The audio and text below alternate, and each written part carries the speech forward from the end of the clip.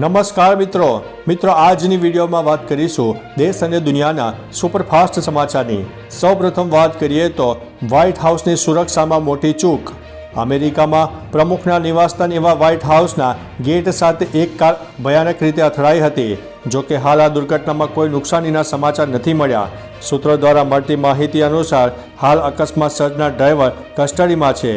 US secret service chief of communication Anthony ગુગલેમલીના જણાવ્યા અનુસાર ઘટના સોમવારે રાત્રે બની હતી।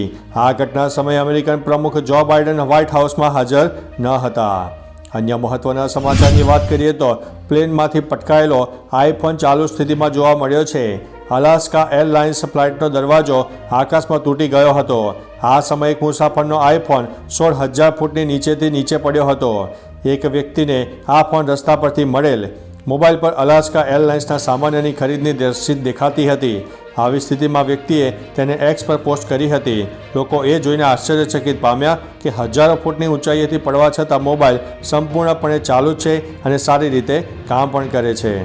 અન્ય મહત્વના સમાચારની વાત કરીએ તો સૈફ અલી ખાને પુત્ર જે સાથે ફોટો પાડવાને લઈને મીડિયા ફોટોગ્રાફર્સ પર નારાજગી વ્યક્ત કરી હતી। તેણે કહ્યું કે બાળકો રમી રહ્યા છે અને તમે ફોટા ક્લિક કરી રહ્યા છો। તમે ફૂટબોલ મેચને ફિલ્મ ઇવેન્ટ બનાવી દીધી છે। આ બાળકનો ખાનગી સમય છે અને તમારે તેનું સન્માન કરવું જોઈએ। આ પછી ફોટોગ્રાફર્સે સોરી કહ્યું અને કેમેરા બંધ કરી દીધા।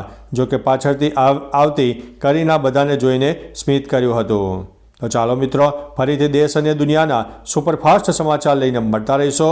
ત્યાં સુધી અમને રજા આપશો। નમસ્તે।